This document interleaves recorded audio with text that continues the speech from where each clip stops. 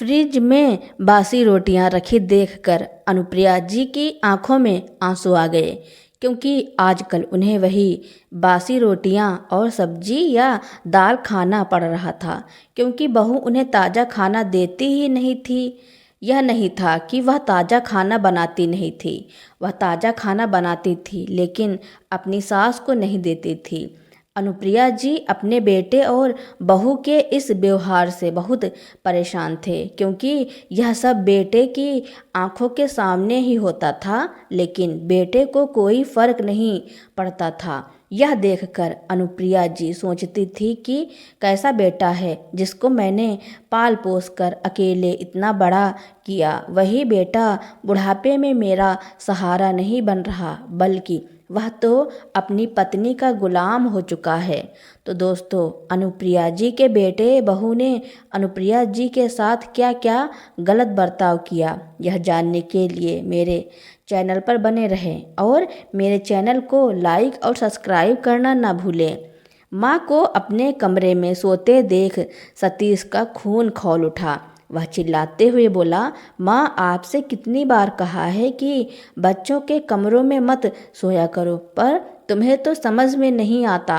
पूरे दिन खांसती रहती हो, तब भी तुम कमरे में सोती हो तो एक अजीब सी बदबू आती है। हर बार कमरे में सैनिटाइज करना पड़ता है, कहीं बच्चा बीमार ना हो जाए। सीढ़ियों के नीचे थोड़ी सी जगह है, वहाँ कोने में क्यों नहीं जाकर सोती हो? पूरे घर में डेरा डालने की क्या ज़रूरत है? यह तुम्हारा गांव नहीं है। और यह क्या तुमने अपना गंदा चादर मेरे बेटे को उड़ा रखा है? अगर बीमार हो जाएगा तो दवाई तुम नहीं दिलाओगी? अरे, हमारे घर की नौकरानी भी तुमसे ज़्यादा अच्छे से रहती है। बेटे की कड़वी बातें सुनकर अनुप्रिया जी की आंखों से आंसू बहने लगे। अब घूर घूर कर क्या देख रही हैं, जाइए यहाँ से। तभी बाहर से उनकी बहू रिद्धि की आवाज़ आई, सुनिए जी, मैं रात को पार्टी में थक गई थी, मुझे आज कोई काम नहीं होगा। बुढ़िया से बोल देना घर का सारा काम संभाल लेगी। पत्नी की बात सुनकर सतीश अपनी माँ से बोला, माँ, आपको सुनाई नहीं दिया क्या? आपकी बहू पार्टी से कितनी थकी हुई आई है, जाकर इसके लिए गरम तेल लेकर आइए और रिद्धि के पैरों में तेल लगाकर थोड़ी देर दबा दीजिए। बेटा, यह तुम क्या बोल रहे हो? तुम अपनी पत्नी के प्रेम में इतने अंधे हो गए हो कि तुम्हें माँ के दर्द का बिल्कुल भी एहसास नहीं होता। और क्या कहा तुमने? आज माँ की चादर ओढ़ने से तुम्हारे बच्चे को इन्फेक्शन हो जाएगा, सिर्फ इसीलिए कि बुढ़ापे में मुझे सर्दी खांसी रहती है। लेकिन मैंने तो कभी बचपन में तुझे खुद से दूर नहीं किया, जब तुझे आए दिन खांसी, जुकाम, मलेरिया और न जाने क्या क्या बीमारियां लगी रहती थी। मैंने तो कभी तुमको अपने आंचल से उतरने तक नहीं दिया था, और फिर तुम लोग अपने आप को पढ़े लिखे कहते हो। अगर पढ़ लिख कर इंसान तुम्हारे जैसा बनता है और बड़े होकर अपने माँ बाप के साथ ऐसा व्यवहार करता है, तो लानत है तुम जैसे पढ़े लिखे बच्चों पर। जिससे अच्छा तो अनपढ़ रह जाए वही अच्छा है, कम से कम वह अपनी सभ्यता संस्कृत तो नहीं भूलता है। क्या इसी दिन के लिए तुम्हें पाल पोस कर दुनिया में अकेले लड़कर तुम्हें इस काबिल बनाया था कि तुम बुढ़ापे में अपनी माँ के आत्मसम्मान को तार तार कर दोगे? क्या कुछ नहीं किया मैंने तुम्हारे लिए, लेकिन आज तुमने अपनी पत्नी के सामने एक माँ के सम्मान को मिट्टी में मिला दिया। इतना कहकर अनुप्रिया जी अपने कमरे में आ गईं और फूट फूट कर रोने लगी। क्या कुछ नहीं किया मैंने इसके लिए, लेकिन आज इसने सारी हदें पार कर दी। अनुप्रिया जी ने कितनी दिक्कतों का सामना करके बेटे को पाल पोस कर इस काबिल बनाया था, यह उनका दिल ही जानता था। सौभाग्यवश पति की मृत्यु के बाद किसी स्कूल में अनुप्रिया जी को आया की नौकरी मिल गई, तो उनके बेटे सतीश को भी स्कूल वालों ने फ्री में पढ़ने का मौका दे दिया। स्कूल में ही एक कमरा मिल गया था। ऐसे ही धीरे धीरे समय बीतने लगा। स्कूल में साफ सफाई करके बेटे को पढ़ाया और नौकरी लगने के बाद बेटे की शादी कर दी। सोचा था बहू आएगी तो इतने सालों से जो उनके अकेलेपन का दर्द वह सहती आ रही थी वह खत्म हो जाएगा। लेकिन कोई कितना भी सोच ले, होता उतना ही है जितना नसीब में होता है। धीरे धीरे बहू ने उनकी दुर्दशा करनी शुरू कर दी। यहाँ तक कि नहाने धोने और खाने पीने पर भी पाबंदी लगा दी थी। आज बहू बेटे की शादी की सालगिरह थी और वह अपने घर के बाहर एक छोटी सी कोठरी में लेटी हुई आराम कर रही थी। अनुप्रिया जी अपनी खटिया पर लेटी थी कि तभी दरवाजे पर एक जोर का झटका लगा और दरवाज़ा खुल गया। दो आदमी अनुप्रिया जी को खटिया समेत उठाकर एक किनारे कर दिया। अनुप्रिया जी हड़बड़ाते हुए उठ बैठीं और उनसे पूछने लगी, यह सब क्या हो रहा है? हमें इस कमरे का पंखा खोलने के लिए भेजा गया है, इसलिए तुम्हें हटाया है अम्मा। एक आदमी ने कहा, पंखा खोलने भेजा गया है? पर किसने भेजा है? बहू ने भेजा है क्या? अनुप्रिया जी ने पूछा। तब तक रिद्धि उस कमरे में आकर बोली, जल्दी खोलो पंखा, बाहर बरामदे में लगाना भी है, थोड़ी देर में मेहमान भी आने लगेंगे। बहू, यह पंखा खुलवा कर कहाँ ले जा रही हो? और फिर मैं यहाँ बिना पंखे के कैसे रहूँगी? कितनी गर्मी है। पहले मेरा पलंग छीन लिया, यह खटिया लगवा दी, जिससे मेरे कमर का दर्द बढ़ता ही चला जा रहा है, और ऊपर से अब यह पंखा भी न रहेगा तो मैं कैसे सो पाऊंगी? अनुप्रिया जी ने कहा तो उनकी बहू रिद्धि झल्ला कर बोली, ए बुढ़िया, तुझे जो यह छत और 3 टाइम का खाना मिलता है उसके लिए मेरा शुक्र मनाओ। बिस्तर और पंखा चाहिए महारानी को। पता भी है कितना बिजली का बिल आता है, पर तुम्हें क्या पता होगा, दिन भर पड़े रहना और चलना है, इसके अलावा और काम भी क्या है तेरे पास? अनुप्रिया जी बेचारी और कुछ कहने की हिम्मत नहीं जुटा पाई और वापस जाकर अपनी खटिया पर बैठकर पसीना पोंछने लगी। आज घर में पार्टी थी।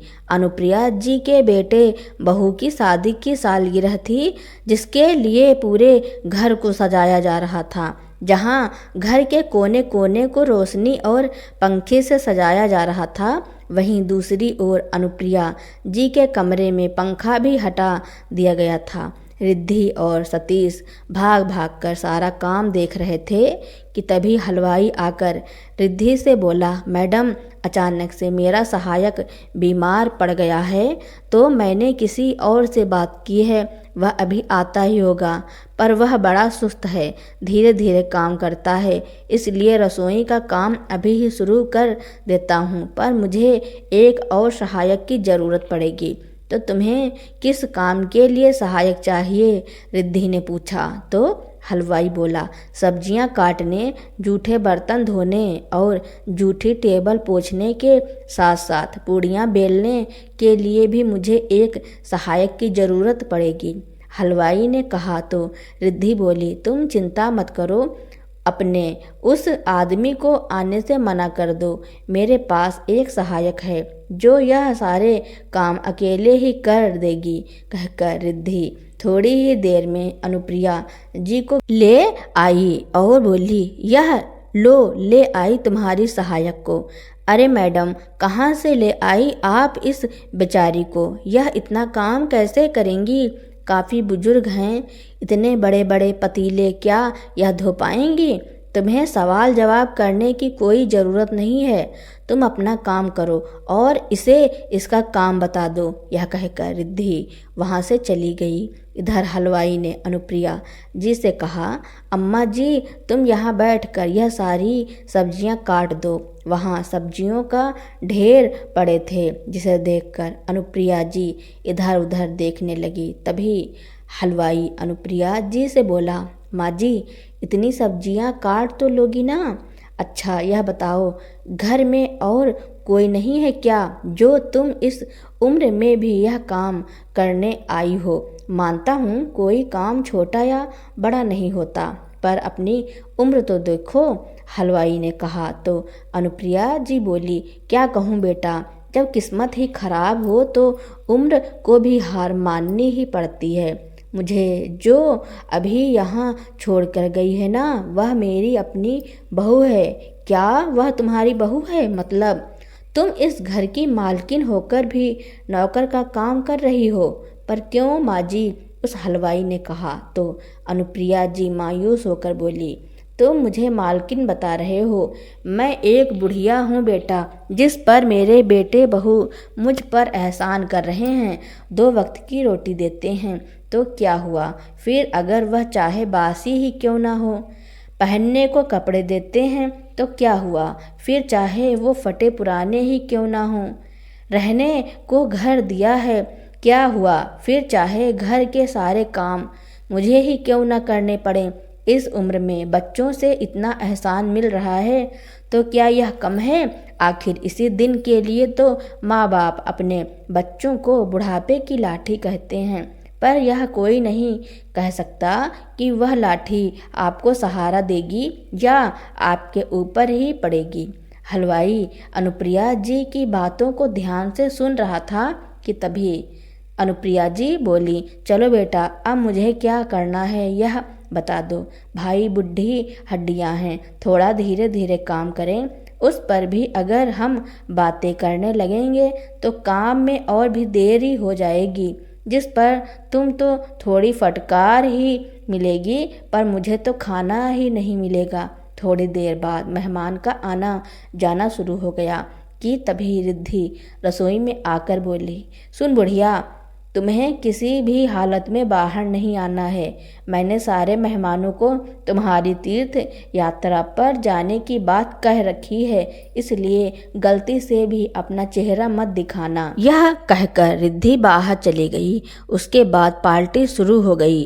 पूरे दिन रसोई में बैठे बैठे अनुप्रिया जी की हालत खराब हो रही थी। ऊपर से उनसे काम भी करवाया जा रहा था। हलवाई तो फिर भी बीच बीच में बाहर जाकर पंखे के नीचे बैठ जाता था, पर अनुप्रिया जी को बाहर जाने की भी इजाज़त नहीं थी। कुछ घंटे बाद हलवाई जाकर अनुप्रिया जी से बोला, अम्मा, बस पार्टी ख़त्म ही समझो, अब तुम भी खाना खा लो, फिर बाहर चली जाना, थोड़ा आराम कर लेना। भूख तो अनुप्रिया जी को भी काफ़ी लगी थी और सुबह से खाने के बीच में बैठकर भी वह एक निवाला भी नहीं खा पाई थी, क्योंकि रिद्धि की पूरी नज़र अनुप्रिया जी पर ही थी। जब सारे मेहमान चले गए तो रिद्धि रसोई घर में आई। उसने हलवाई को पैसे दिए तो इस पर हलवाई ने कहा, मैडम, बर्तनों को धोने के लिए एक साबुन दे दीजिए और आप मोहन को थोड़ा कुछ दे दीजिए, वह सारे बर्तन धो देगा। हलवाई की बात सुनते ही रिद्धि भड़क गई, किसी को कुछ नहीं दूंगी। जब बर्तन धोने वाली मेरे पास है तो मैं फोकट में किसी को पैसे क्यों दूंगी? और अपने मोहन से कह देना कि जो खाना बचा है वह ले जाए और तुम भी ले जाना, बस इससे ज़्यादा और कुछ नहीं दे सकती हूँ मैं। पर मैडम, इतने बड़े बड़े बर्तन यह बेचारी अम्मा कैसे धोएंगी? जहाँ पार्टी में इतने पैसे खर्च किए हैं वहाँ थोड़े से पैसे और खर्च हो जाएंगे तो क्या हो जाएगा? बेचारे उस गरीब का भी भला हो जाएगा।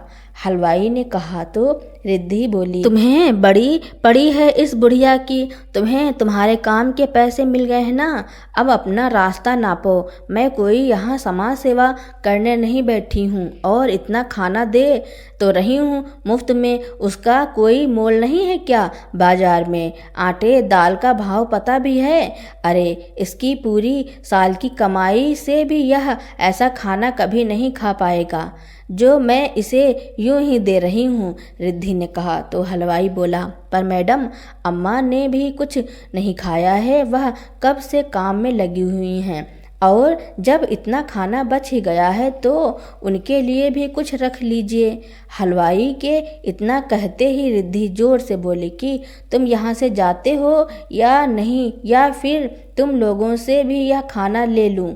वैसे भी ऐसा खाना इस बुढ़िया को पचता नहीं है। हलवाई बेचारा और क्या बोलता। उसने अनुप्रिया जी को एक दया की दृष्टि से देखा और चला गया। उसके जाते ही रिद्धि अनुप्रिया जी से बोली, सुन बुढ़िया, अभी काम खत्म नहीं हुआ है, सारे बर्तन धोने हैं, उसके बाद इस जगह की सफाई भी करनी है। बहू की बात सुनकर अनुप्रिया जी बोली, बहू तुमने तो सारा खाना उन्हें दे दिया, मैं क्या खाऊंगी, मुझे बहुत जोरों की भूख लगी है। बुढ़िया, यह सारा काम पहले ख़त्म कर लूँ फिर दूंगी खाना तुझे। मुझे पता है अगर पहले ही तुम्हें खाना मिल जाएगा तो तुम सुस्ता कर काम करोगी, इसीलिए पहले काम ख़त्म करो फिर खाना मिलेगा। पर खाना तो तुमने सब दे दिया, अनुप्रिया जी ने कहा। ओ बुढ़िया, तुझे क्या लगा आज घर में पार्टी है तो तुझे भी दावत मिलेगी। तेरा खाना फ्रिज में पड़ा है, कल के बासी दाल चावल पड़ी आई हलवा पूड़ी खाने वाली। इतना कहकर रिद्धि वहाँ से चली गई। उसके जाते ही अनुप्रिया जी अपने आंसू रोक न पाई।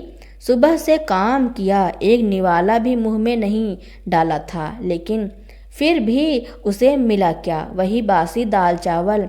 आखिर ऐसा क्या पाप किया था मैंने जो मुझे यह दिन देखना पड़ रहा है। सोचते हुए अनुप्रिया जी वहाँ से खड़ी हो गईं कि चलो भूख तो जोरों की लगी है, उसको मिटाना तो पड़ेगा ही, चाहे बासी दाल चावल ही क्यों ना हो। मन में बड़बड़ाते हुए अनुप्रिया जी जूठे बर्तनों को समेटने लगी, पर जब वह एक पतीला लेकर उसके ढक्कन को हटाने लगी तो हैरान हो गई, क्योंकि उसमें थोड़ा खाना बचा था। वह समझ गई कि यह उस हलवाई का काम है। उसने सारा खाना लेते समय मेरे लिए सारे बर्तनों में थोड़ा थोड़ा खाना छोड़ दिया। अनुप्रिया जी हलवाई को दुआ देने लगी और जल्दी जल्दी खाना खाने लगी। खाना खाकर अनुप्रिया जी बड़े बड़े बर्तनों को बड़ी ही मेहनत से धो रही थी कि तभी उनका बेटा सतीश वहां आकर बोला, यह धीरे धीरे क्या कर रही हो माँ, जरा जल्दी जल्दी हाथ चलाओ, खाती तो इतना हो, सब कहाँ चला जाता है। यह सुनकर अनुप्रिया जी बोली, हाँ बेटा, खाती तो बहुत हूँ पर खाना नहीं, अपनी इज्जत अपना मान, पता नहीं लोग बच्चों के लिए इतनी मिन्नतें क्यों मांगते हैं। जो बच्चे बड़े होकर अपने माता पिता के साथ ऐसा बर्ताव करें, ऐसे बच्चों से तो बे औलाद होना अच्छा है।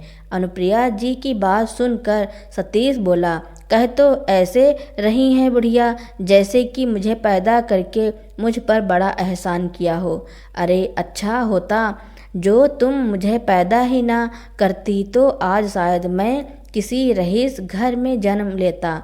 दिया ही क्या है, आज तक तुमने मुझे खुद कंगाल हो, मुझे क्या दोगी, ऊपर से इतने सालों में मेरे सर पर बोझ बनी हुई बैठी हो, तुम्हें पालते पालते तो मैं ही चला जाऊंगा। सतीश ने कहा तो अनुप्रिया जी बोली, बेटा हमेशा से मैं तो यही सुनती आई हूँ कि माता पिता बच्चों को पालते हैं, पर आज जाना कि बच्चे भी माता पिता को पालते हैं। हाँ तो पाल ही तो रहा हूँ, माता पिता अपने बच्चों के लिए क्या क्या नहीं करते, और एक तुम लोग हो, एक टूटा फूटा घर दिया है मुझे, जिसको बनाने में मेरी खटिया खड़ी हो गई, ऊपर से तुम्हारा खाना पीना, दवाइयाँ, कपड़ों के खर्च क्या कम है जो इतना बोल रही हो। कहकर सतीश वहाँ से चला गया। बेटे की बातें सुनकर अनुप्रिया जी की आंखें भर आईं और सोचने लगी कि बच्चे यह कैसे भूल जाते हैं कि उनका जीवन ही माता पिता की देन है, जब वह अपनी पूरी जिंदगी देकर भी कभी चुका नहीं सकते हैं। खैर अनुप्रिया जी को अब इन सब बातों की आदत हो गई थी। एक दिन अनुप्रिया जी घर के आंगन में झाड़ू लगा रही थी कि तभी वहाँ वही हलवाई आया। उसे देखकर रिद्धि, जो वहीं आंगन में बैठे बैठे फ़ोन पर बातें कर रही थी, कहने लगी, क्या हुआ, क्या चाहिए? तो हलवाई बोला, वो उस दिन मेरी एक बड़ी कलछी शायद छूट गई थी, तो वही लेने आया हूँ। तो रिद्धि बोली कि जाकर रसोई में देख लो। और ए बुढ़िया, तुम भी जाओ इसके साथ, अंदर देखना कहीं हमारा सामान चुराकर ना ले जाएं। कोई भरोसा नहीं है इन लोगों का, रिद्धि ने कहा। तो अनुप्रिया जी हलवाई के पीछे पीछे रसोई में चली गईं। रसोई में जाते ही हलवाई बोला, अम्मा सुनो, मैं तो यहाँ बस कलछी के बहाने से आया हूँ। दरअसल बात तो कुछ और है। उस दिन तुम बता रही थी ना कि तुम्हें हलवा खीर बहुत अच्छा बनाना आता है, इसलिए तुम्हारे लिए एक अच्छी खबर लाया हूँ। नवरात्रि चल रही है और एक सेठ भंडारा बनवा रहा है। अगर भंडारे में तुमने हलवा और खीर पूरी बना दी तो यकीन मानो तुम्हारा जीवन ही बदल जाएगा। हलवाई ने कहा। तो अनुप्रिया जी बोली, पर बेटा मैं तो यहाँ से कहीं निकल ही नहीं सकती हूँ, तो वहाँ कैसे जाऊँगी? और बेटे बहू की गुलामी की ज़िंदगी से ही परेशान हूँ। अगर उन्हें मेरे इस काम का पता चलेगा तो वह मुझसे घर और बाहर दोनों जगह के काम करा करा कर पीस डालेंगे ना। बेटा तुम तो रहने दो, मेरे लिए इतना सोचा उसके लिए शुक्रिया, पर मुझे अपना हुनर किसी को नहीं दिखाना है। अनुप्रिया जी की बात सुनकर हलवाई बोला, अम्मा तुम यहाँ से कोई और बहाना बनाकर निकलना। देखो अम्मा, तुम अपने बेटे बहू की गुलामी करती क्यों हो? जब तुम्हारे पास कमाई होगी तो फिर तुम्हें किसी की गुलामी नहीं करनी पड़ेगी। ज़रा सोचो इस बारे में। और हाँ, यह लो मेरा नंबर, अगर करने का मन हो तो बस इस नंबर पर कॉल कर देना। एक बात याद रखना अम्मा, यह कोई छोटा मोटा सेठ नहीं है। हलवाई इतना कहकर वहाँ से चला गया। अगले दिन रिद्धि अनुप्रिया जी से बोली, सुन बुढ़िया, आज बस मेरे लिए ही खाना बनाना, यह आज बाहर ही खाएंगे, और तेरा तो कल का बचा खाना फ्रिज में रखा है। अनुप्रिया जी को तो हर रोज़ बासी खाना ही मिलता था, पर आज रिद्धि के ऐसा कहने पर अनुप्रिया जी को बहुत गुस्सा आया और वह खाना बनाकर मंदिर जाने के बहाने हलवाई को फ़ोन करके उसके काम के लिए हाँ बोल दिया। वह अब जब भी हलवाई कहता तो अनुप्रिया जी वहीं चली जाती। उस सेठ के घर खीर बनाने के बाद वह इतनी प्रसिद्ध हो गई कि कई लोगों ने उन्हें अपने यहाँ पूजा में भंडारा बनाने का ऑर्डर दे दिया। वह अब ज़्यादातर मंदिरों के बहाने घर से निकलने लगी। इस पर रिद्धि को शक हुआ, पर उसने सोचा कि चलो घर के काम करके ही तो जाती है, चाहे जहाँ जाए। उसने तो कभी या सपने में भी नहीं सोचा था कि जिस बुढ़िया को वह कंगाल, अपशगुनी, मनहूस कहती थी, वह इतना कुछ कर सकती है। इसी तरह कुछ महीने बीते और अनुप्रिया जी प्रसिद्ध होती चली गई। एक दिन सतीश घर आकर रिद्धि से बोला, सुनो रिद्धि, बिजनेस में बड़ा घाटा हो रहा है। ऐसा ही चलता रहा तो मुझे डर लग रहा है कि जल्द ही यह घर बेचना पड़ेगा। हाँ, पर यह घर बेचकर हम जाएंगे कहाँ? रिद्धि ने पूछा। तो सतीश बोला कि मैंने एक किराए का मकान देख रखा है, हम उसमें चलेंगे और इस बुढ़िया को वृद्ध आश्रम छोड़ देंगे। हम दोनों अपना घर चला लेंगे, इस बुढ़िया का कौन बोझ उठाएगा। अगले दिन सतीश ने अनुप्रिया जी से कहा, चलो माँ, तुम्हें वृद्धा आश्रम छोड़ना है। अब यह घर मैं किसी को बेच रहा हूँ, तो किराए के घर में मैं तुम्हारा बोझ नहीं उठा सकता। आज तुम्हारी वजह से मेरी यह हालत हुई है। कंगाल हो तुम, मुझे भी कंगाल बना दिया। हमेशा मेरी बरकत तुम्हारी वजह से नहीं हो पाई। ठीक है बेटा, तुम लोग जहाँ जाना चाहते हो चले जाओ। अनुप्रिया जी हाथ जोड़कर बोली, पर बेटा बस 15 दिन की मोहलत दे दो, मैं अपने रहने का इंतजाम खुद कर लूँगी, फिर मैं खुद ही चली जाऊँगी। बेटे ने सोचा, चलो ठीक है, खुद ही चली जाएगी तो मुझे पर कोई उंगली भी नहीं उठाएगा। अब अनुप्रिया जी चोरी चुपके लोगों के घरों में खाना बनाने जाती। उस बेचारे हलवाई ने अनुप्रिया जी का एक बैंक अकाउंट खुलवा दिया।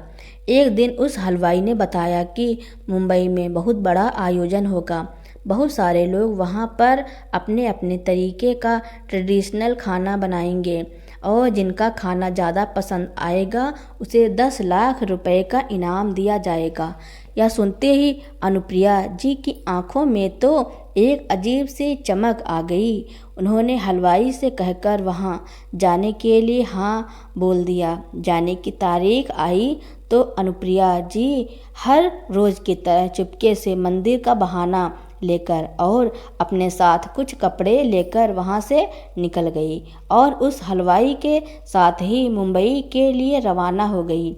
2 दिन बाद आयोजन था। सभी लोग अलग अलग प्रकार के व्यंजन बना रहे थे। अनुप्रिया जी ने वहीं 4 ईंटों का एक चूल्हा जमाया, उसमें कोयला जलाया और बाटी चोखा, छोले भटूरे, बेसन की रोटी, भरवा भिंडी सभी देसी आइटम बनाए थे। कुछ समय बाद बड़े बड़े लोगों ने खाना टेस्ट करना शुरू किया तो सारी भीड़ अनुप्रिया जी के खाने पर टूट पड़ी। लोगों को उनका खाना इतना ज़्यादा पसंद आया कि लोग उंगलियां चाटते रह गए। यह देखकर अनुप्रिया जी की आंखें भर आईं। अनुप्रिया जी को स्टेज पर बुलाकर 10 लाख रुपए की धनराशि मिली, जो पूरा हॉल तालियों से गूंज उठा। वह कहते हैं ना कि किस्मत बदलते देर नहीं लगती। आज अनुप्रिया जी की किस्मत भी बुलंदियों को छूने को तैयार थी। 10 लाख के साथ साथ उन्हें वहां रहने की भी सुविधा दी गई। अब अनुप्रिया जी ने ठान लिया था कि अब वह यहीं रहकर अपना गुजारा करेंगी, क्योंकि घर वापस गई तो बेटे बहू उनकी सारी धनराशि छीन लेंगे। उन्होंने हलवाई के साथ मिलकर वहीं पर एक रेस्टोरेंट खोल लिया। महीने बीते, फिर साल बीते। ऐसे ही दिनों दिन अनुप्रिया जी का नाम अखबारों में भी चर्चित होने लगा। उनका देसी खाना मशहूर होने पर वह टीवी पर और मोबाइल पर उनके इंटरव्यू तक आने लगे थे। एक दिन अनुप्रिया जी के बेटे बहू घर पर थे और उनका 8 साल का पोता मोबाइल पर शॉर्ट्स वीडियो देख रहा था कि उसी समय अनुप्रिया जी का इंटरव्यू का शॉर्ट्स वीडियो उसके सामने आया। तभी अंशु जोर से चिल्लाया, मम्मी पापा देखो तो, दादी माँ मोबाइल पर आ रही हैं। दोनों ने सोचा कि बेटा हंसी कर रहा होगा, लेकिन जब उनका बेटा चिल्लाता रहा तो दोनों उठकर अंशु के पास आए और जैसे ही दोनों ने मोबाइल देखा तो उनके पैरों तले जमीन खिसक गई। उन्होंने तो सपने में भी नहीं सोचा था कि माँ इतना बड़ा नाम कमाएगी। उन्हें तो लग रहा था कि माँ इतने सालों में तो कहीं मर मरा गई होगी। उन दोनों के मन में लालसा जागी, क्योंकि वे लोग तो किराए के मकान में ही रहते थे। कुछ दिन बाद माँ का पता करके माँ के पास पहुँचे। वहीं कंगाल माँ के ठाठ बाँठ देखकर उनकी आंखें फटी की फटी रह गई। अनुप्रिया जी सिल्क की साड़ी पहने और हाथों में आईफोन और घड़ी पहने हुए बहुत सुंदर लग रही थी। जिन्हें पहले बेटे बहू उन्हें भिखारी की तरह रखा करते थे, आज वो दोनों बेटे बहू माँ को देखकर उनके पैरों में गिरकर गिड़गिड़ाते हुए बोले, माँ हमें माफ़ कर दीजिए, हमसे बहुत बड़ी गलती हो गई। हमने तो आपको यूं ही गंवार जाहिल कंगाल समझ लिया था, लेकिन आप तो कोहिनूर हीरा निकली। तो अनुप्रिया जी ने दोनों को पहचानने से इनकार कर दिया और बोली, तुम हमारे मेहमान हो और हमारे कल्चर में सिखाया जाता है कि मेहमान भगवान के समान होते हैं, इसलिए खाना खा कर जाना। तुम्हारी तरह भूखा नहीं मार रही हूँ। और हाँ, आज तुम्हारी कंगाल माँ तुम्हें कुछ पैसे दे रही है जो मेरे पोते की पढ़ाई के लिए हैं। एक नेक इंसान बनाना, उसे अपनी तरह मत रखना उसको। आखिरकार दोनों बेटे बहू अपना सा मुंह लेकर वहाँ से चले गए और अनुप्रिया जी अपनी जिंदगी अच्छे से काट रही थी। वहीं दूसरी तरफ रिद्धि और सतीश अपनी ज़िंदगी में ठोकरें खाते फिर रहे थे, क्योंकि जिस तरह से उन्होंने अपनी माँ को परेशान किया था, एक एक दाने को तरसाया था। वही सब उनके साथ भी हो रहा था, क्योंकि कर्मा जरूर लौट कर आता है। अब यह सब सोच सोचकर सतीश और रिद्धि को बहुत पछतावा हो रहा था, लेकिन अब पछताने से कुछ नहीं हो सकता। जो किया है वह तो भुगतना ही पड़ेगा। और जो पैसा उन्हें अनुप्रिया जी ने दिए थे, उन पैसों से वह अपने बेटे को पढ़ा लिखा रहा था। अब रिद्धि को दूसरों के घरों में जाकर काम करना पड़ रहा था। वहीं दूसरी तरफ सतीश एक अमीर आदमी के यहाँ ड्राइवर का काम ले लिया था। इसी से उनका गुजारा हो रहा था। यह बात जब अनुप्रिया जी को पता चली तो उन्हें बहुत दुख हुआ, लेकिन उन्होंने अपने बेटे और बहू की कोई मदद नहीं की। तो दोस्तों, अनुप्रिया जी ने अपने जीवन को अच्छे से बिताने के लिए जो किया उसके बारे में आपका क्या कहना है, और यह कहानी आपको कैसी लगी कमेंट में ज़रूर लिखना। मेरी कहानी सुनने के लिए आपका बहुत बहुत धन्यवाद। ऐसी ही कहानियाँ सुनने के लिए मेरे चैनल को लाइक, कमेंट, शेयर, सब्सक्राइब एवं बेल आइकन का बटन दबाना ना भूलना, ताकि मेरी नई नई कहानियाँ आप तक पहले ही पहुँचती रहें।